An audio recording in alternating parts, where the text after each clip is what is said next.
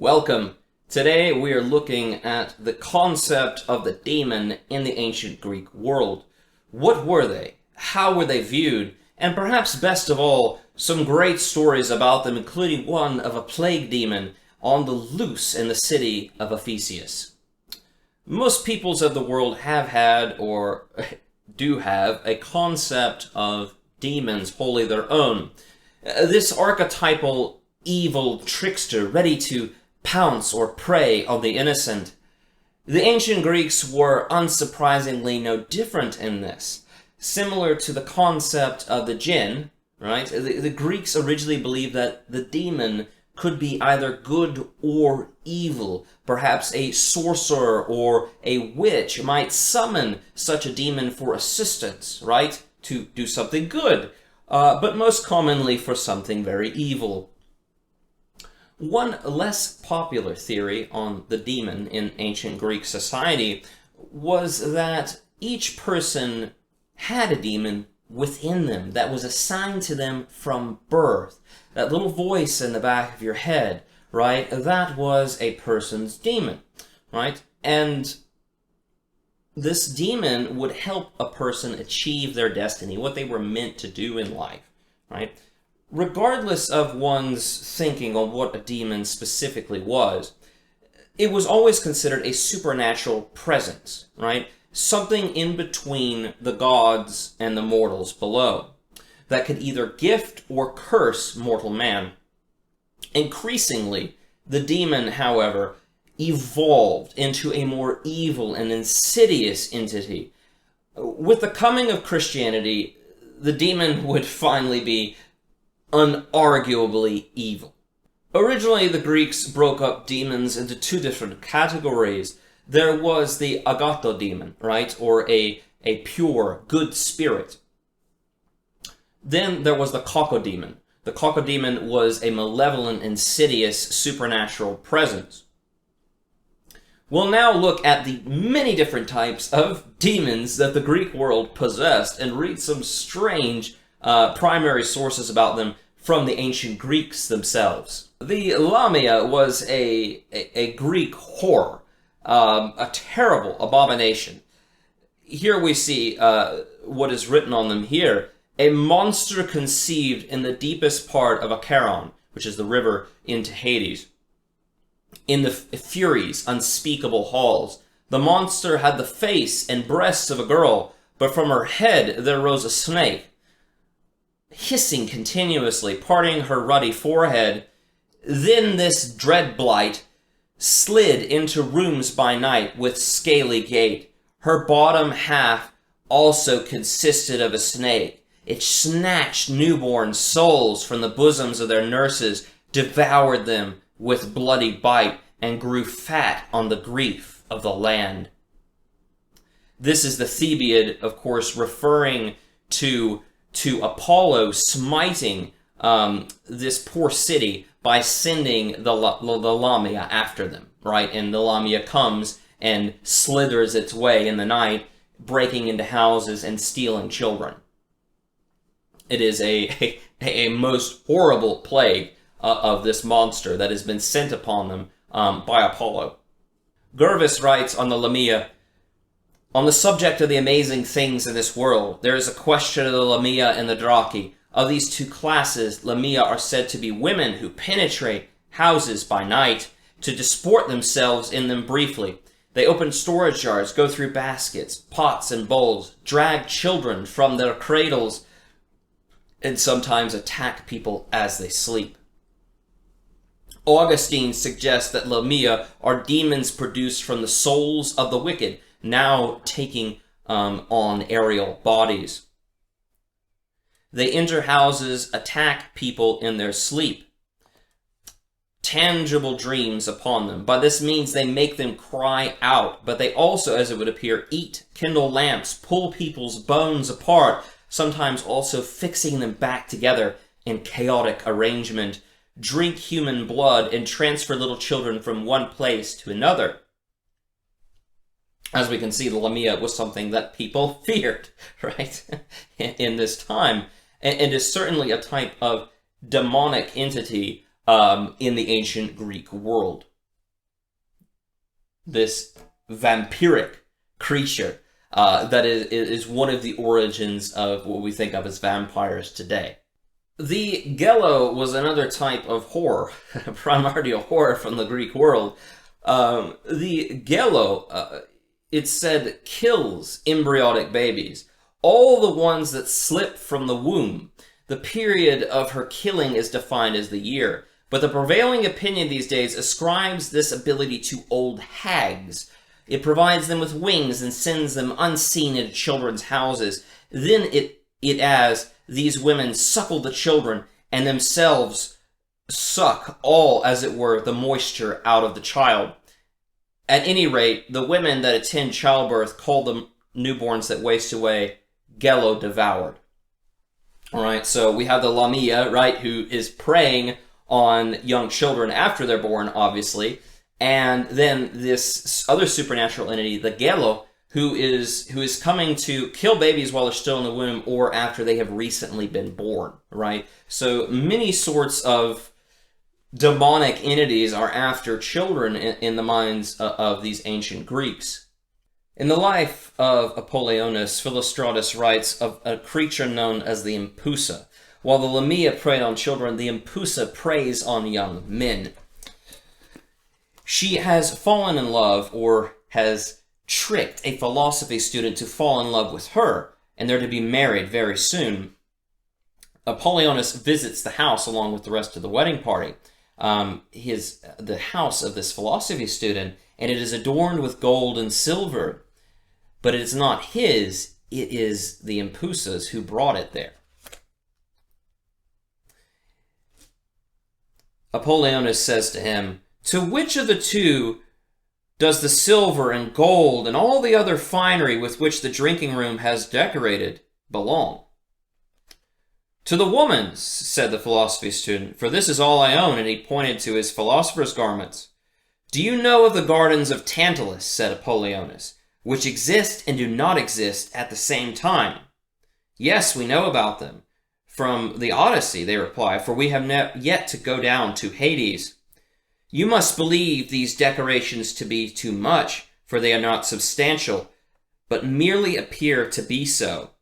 So that you may accept what I say, the good bride is one of the Impusa, which may consider to be a Lamia and bogies. These female creatures fall in love, and they crave for sex, but most of all for human flesh. And they use sex to ensnare the men upon whom they wish to feed." "Shut up," the Impusa said, "and get out." She pretended to be repulsed by what she had heard, and I suppose she jeered at the philosophers to the effect that they were always talking rubbish. But then the golden cups and the pretended silver were shown to be made of air.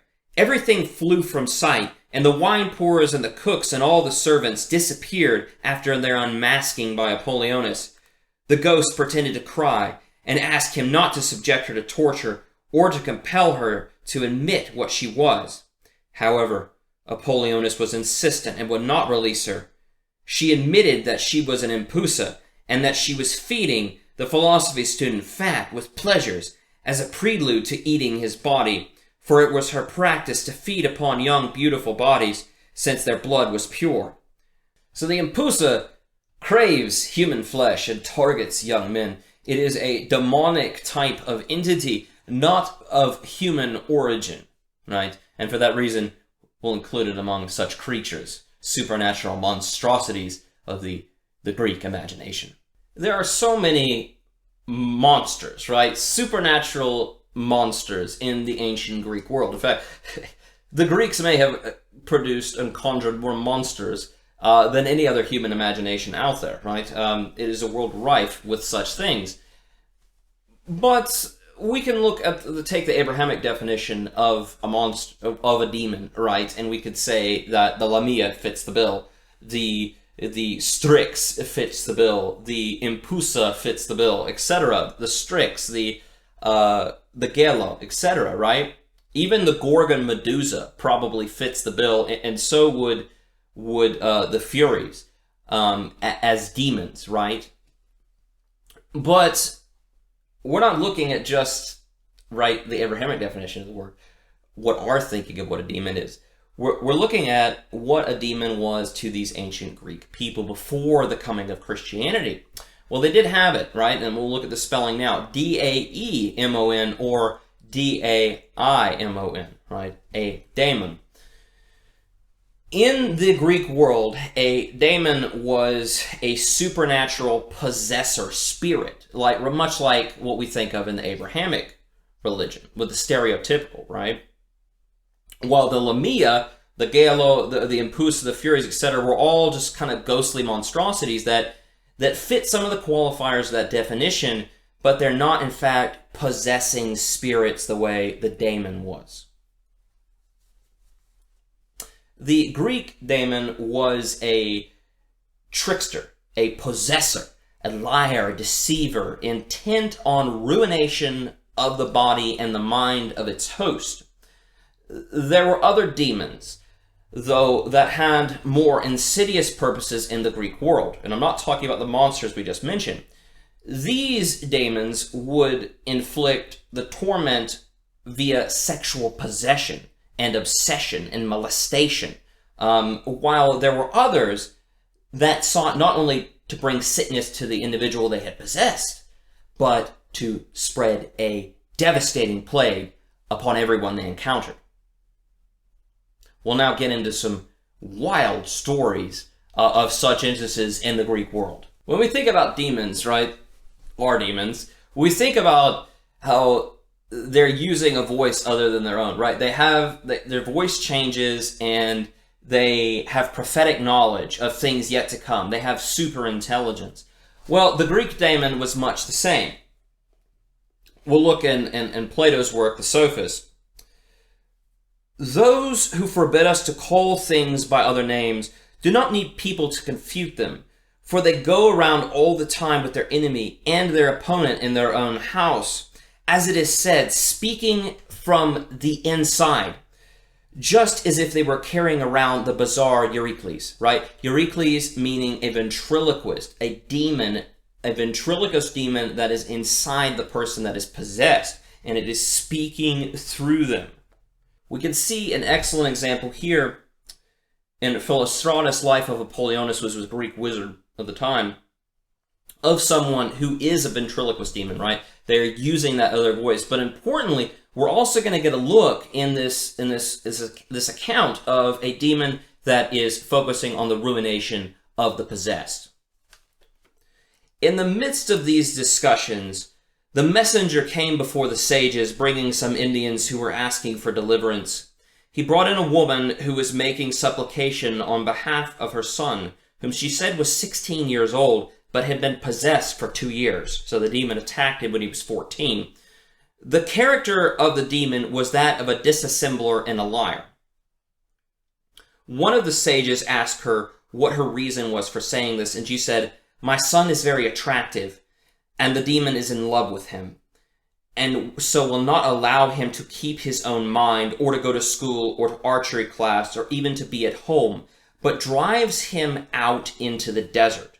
All right, so this is a pedophilic demon who has accosted this young boy and has driven him out into the desert, right? We see these old themes again, the possessed, going out into the wilderness, the sick, the unclean, leaving civilization to be alone and secluded in the wilderness. And we always see that, especially with the possessed themselves, right? The boy does not even have his own voice. He speaks in a deep, hollow voice like a man. Okay, so there's that ventriloquist demon we're talking about. He looks with eyes other than his own, right? So the eye color has changed, just like in all the movies, right? We see today.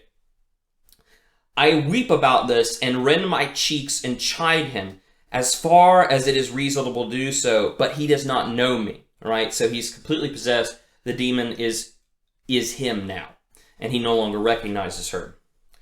"So I decided to make my way here. Indeed, I decided to do this last year, but the demon revealed himself, using my child as a medium, and said that he was the ghost of a man who had once died in war. On death, he had been in love with his wife, but when his wife insulted their bed by marrying another man on the 3rd day after his death, he came to hate love for women And so he transferred himself and his affections into this boy, right? So he's been, the demon, the ghost of this man has been scorned by women and has then now become gay and as well as a pedophile and is after this boy in a ghostly form. He promised, if I did not slander him to you, that he would bestow many good and fine qualities on the boy. I put up with this for a while, right? The demon's trying to trick her. I put up with this for a while, but he has been fobbing me off for a long time and is now in sole charge in my house. He has no moderate or honest intentions. The sage asked if the boy was nearby. She said he was not, although he had done much to get him to come. But the demon threatens me with cliff tops and deep pits and says he will kill my son if I bring him to justice here. So that's an excellent example of a demon, the stereotypical demon, right, we see in the Abrahamic religion, very much present in the ancient Greek world before the coming of Christianity to these lands. This one is by Lucan, right? This is of Assyrian Palestine, exorcising ghosts and epilepsy demons. You're making a fool of yourself by disbelieving everything. Now I would like to ask you what you have to say about those who deliver the possessed from their fears, by so clearly singing the ghost out of them. But you don't need to take my word for it. Everybody knows the Syrian from Palestine who's such an expert at this. This is a wizard. He takes anyone who falls down at the sight of the moon, twists their eyes and foams at the mouth, and sets them on their feet again and sends them off sound in mind, delivering them from their affliction for a large fee. Whenever he stands over them, as they lie afflicted, and asks from whence they have come into the body, the sick man himself makes no response, but the demon answers, either in Greek or in the language of its country of origin, and it explains how and when it entered the person. The Syrian adjures it to leave, and if it does not obey, he drives it out with threats. I saw one leaving. It was black and smoky in color. So, is he saying he saw a demon? The demon is kind of a black, smoky thing that left this man's body. And he says, I am not surprised that you see such things, Ian, said I, since you can also see the actual forms which your spiritual father Plato reveals, whereas we only have a dim perception of them, short-sighted as we are. So this harkens to the trope that there are mediums out there who can actually see ghosts, right? While normal people can't, but these mediums or these other people, these psychics, can see ghosts and see the dead, while normal individuals cannot. So we talked about the ruination, the demonic presence wants to possess someone and then ruin their body and ruin their mind with disease, typically epileptic type fits. But there are other kinds of demons, right? Who were powerful enough in the Greek mind, right? Were powerful enough to not just possess someone and ravage them with disease, but to use that person as a walking puppet or automaton to spread the disease everywhere, all across the city, and bring about a plague. In Philostratus, the life of Apollonius, we're going to read now about a plague demon in the ancient city of Ephesus. When the plague fell upon the Ephesians, and no defense against it could be found, they sent Apollonius and made him their doctor for the disease. Do not worry, for I will put an end to the disease this day, said Apollonius. Saying this, he led all the people into the theater where the statue of Hercules is now sited. There he found what appeared to be an old beggar contriving to squint. He carried a wallet and morsel of bread in it. He was dressed in rags and had a squalid face. Apollonius grouped the Ephesians around the beggar and said, collect as many stones as you can and throw them at this enemy of the gods. The Ephesians were taken aback by this instruction and thought it terrible to kill a stranger in such an unfortunate condition. The beggar himself was beseeching Apollonius and begging for pity, but Apollonius was insistent and urged the Ephesians to get on with the job and not to let the man go.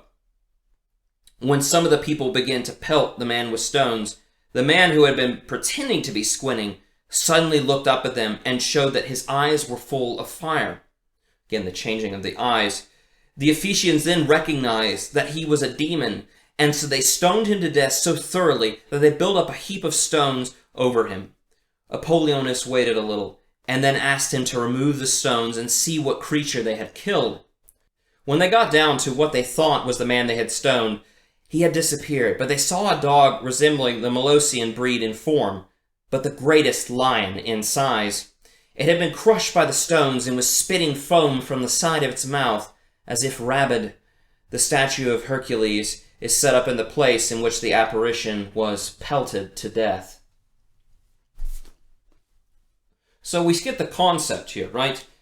A plague demon. Now, what would a plague demon be? All right, well, think about it, right? The plague demon, to these ancient Greeks who had very little knowledge of medicine, right, and much knowledge of the supernatural, leaned on that for their explanations, more or less believed that a plague demon was the starter of a plague, right? If we think about it today, right, a plague demon would be a suspect zero, if you want to think of it that way. So, right, so the fellow in Wuhan, China, who started the corona epidemic, that fellow, the patient zero, would be considered a plague demon. And if we were thought like the ancient Greeks, in order to end the plague, what we would do is we would kill this man, right? Because he is possessed by a demon. So if we kill the one who starts the plague, which is a demon, then we will all be rid of the plague, was the general idea of a plague demon in the ancient Greek mind. This is certainly not surprising, right? We have many explanations, Greek explanations. The mother of all monsters, Typhon, right, is described as a tornado, right? The ancient Greeks think that the tornado, or the twister, is in fact Typhon, the mother of all monsters, right? Coming to get them. And of course, later Typhon becomes typhoon and gets turned into kind of hurricane thing. But regardless, the ancient Greeks love to use natural phenomena to the supernatural. They'll use supernatural to explain natural phenomena. With the coming of Christianity, the demon is changed, right? It evolves, becomes this evil, nasty thing.